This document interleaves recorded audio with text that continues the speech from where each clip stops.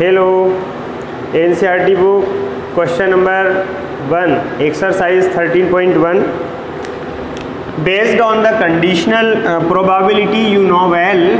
अच्छे से आप जानते हैं पीई इवेंट पी का प्रोबेबिलिटी 0.6 है, इवेंट पीएफ का प्रोबेबिलिटी 0.3 है और पीई इंटरसेक्शन एफ 0.2 गिवन है। ये दोनों हमको पता करने हैं। देखिए पीई अपान एफ निकालते हैं तो पीई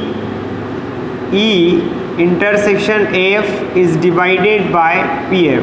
ठीक है साहब, यही पढ़ा रखा है हम लोगों ने कि जो डिनोमिनेटर में लिखा होता है वही यहाँ पे आता है। ऑलराइट, पीई इंटरसेक्शन एफ की वैल्यू है मेरे पास में 0.2, ये रही, और पी एफ के प्लेस पर हम लिख सकते हैं 0.3। पॉइंट से पॉइंट कैंसिल हो गया, आंसर इज देट 2/3। इसी तरह इसका एक और सेकंड क्वेश्चन है हमारे पास में, जो कि पी एफ अपान ई पता करने को कहा गया है। एफ अपान ई, पी एफ अपान ई निकालते हैं तो इसमें भी सेम फार्मूला है, बस थोड़ा सा डिनोमिनेटर में चेंज रहेगा। टेंशन मत लो, यहाँ आ जाएगा पीई। ऑलराइट, वैल्यू आप पुट करते हैं। जब वैल्यू पुट करते हैं पी इंटरसेक्शन एफ की तो वह वैल्यू है 0.2 और पीई के प्लेस पर आप लोगों को लिखना है 0.6। यहाँ पर भी पॉइंट से पॉइंट कैंसिल, 2 1 ज़ा 2 और 2 3 ज़ा 6। ये इसका आंसर हो गया। ठीक है, चलिए नेक्स्ट क्वेश्चन की ओर चलते हैं। Question number class 12 question number 2 on the board is that find compute P A upon B if P B is equal to 0.5 and P A intersection B is equal to 0.3। तो देखिए हमारे पास में formula क्या होता है, P A upon B का formula होता है P A intersection B is divided by P B, जबकि इसकी वैल्यू है 0.32 डिवाइडेड बाय पी बी के प्लेस पर 0.5। यहाँ जो मैं आपको कहने जा रहा हूँ वो इम्पॉर्टेंट बात ये है कि आप इस पॉइंट से पॉइंट को तब तक कैंसिल ना करें जब तक कि आप इसको इक्वल ना कर लेते। जैसे यहाँ पर 2 डिजिट के बाद में पॉइंट है तो यहाँ पर भी 2 डिजिट के बाद में पॉइंट होना चाहिए, तो मैंने यहाँ एक 0 लगा दिया है।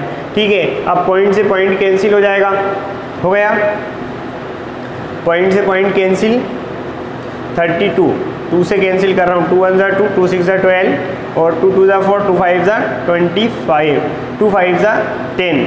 ऑलराइट, तो 16/25 इज अवर आंसर। ठीक है साहब, चलिए तो हम एनसीईआरटी बुक का क्वेश्चन नंबर 3 देखते हैं। क्वेश्चन नंबर 3rd हमारे पास में है और क्वेश्चन नंबर 3rd में हमें ये पता करना है, ये पी ए पी बी और पी बी अपान ए गिवन है हमें।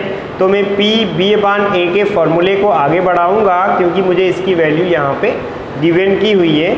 ये फॉर्मूला होता है P A intersection B divided by P A. Alright, यहाँ पे इसके प्लेस पे आप वैल्यू पुट कीजिए, 0.4 is equal to P A intersection B as it is रहेगा। ठीक है, डिवाइडेड बाय पी ए के प्लेस पर आपको लिखने हैं 0.8।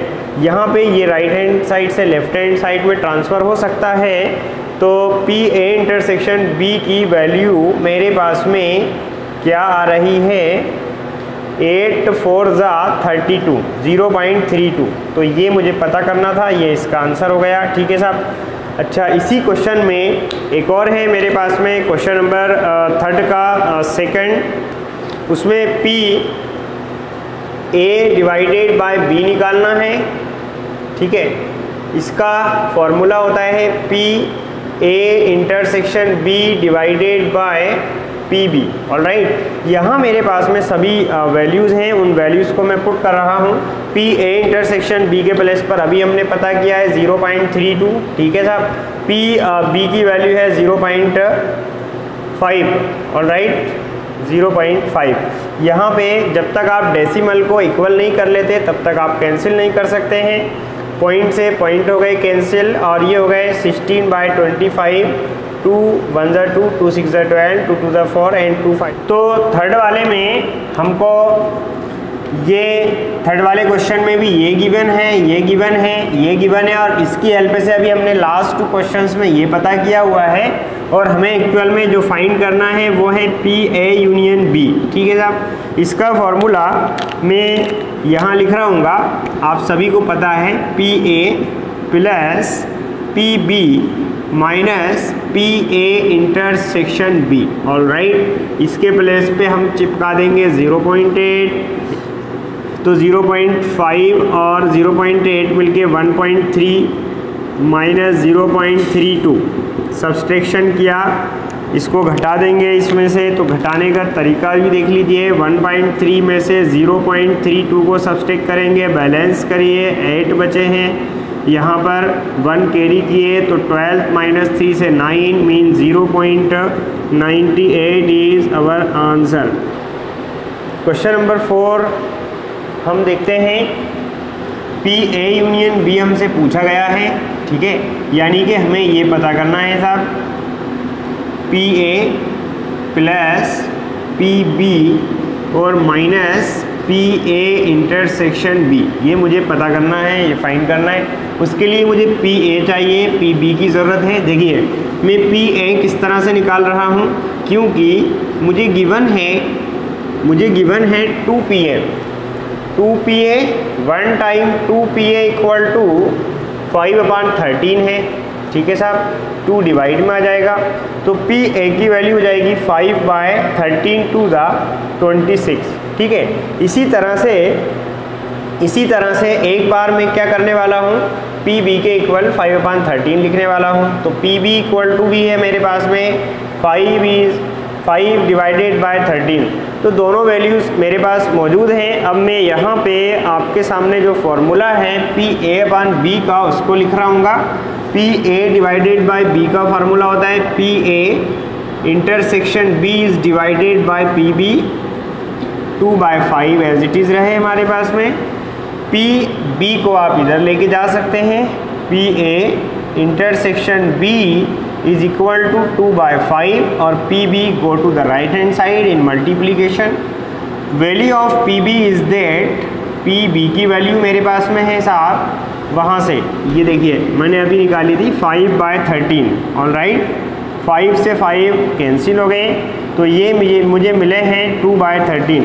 तो पी ए इंटरसेक्शन बी मेरे पास है और पी ए भी है, पी बी ऑल्सो। तो यहाँ इस फॉर्मूले में वैल्यू पुट करनी है। देखो पी ए अभी मैंने कितना निकाला है, इसको थोड़ा सा ऊपर लिख देता हूँ। पी ए मैंने पता किया हुआ है 5/26। ठीक है, पी बी कितना गिवन किया हुआ था, उसको भी मैं यहाँ लिख देता हूँ। पी बी को ये है 5/13, अब इनको मिटा रहा हूँ और जो मुझे पता करना था उसका फॉर्मूला ये है, P A union B is equal to P A plus P B minus P A intersection B. P A के प्लेस पर 5/26, पी बी के प्लेस पर 5/13 और पी ए इंटरसेक्शन बी की वैल्यू ये लिखी है 2/13। ऑल राइट, सी एम यहाँ से 26 मिलेगा हमको, 5 एज इट इज़ रहे क्योंकि 26 1 ज़ा 26 कैंसिल हो गए, 13 2 ज़ा 26 मीन्स 2i 2 5 ज़ा 10 एंड 13 2 ज़ा 26, तो 2 2 ज़ा 4। ऑल राइट, तो 5 + 10 15 - 4 यानी 11/26 is our answer. All right, चलिए तो अब हम अगला टॉपिक लेते हैं अपना।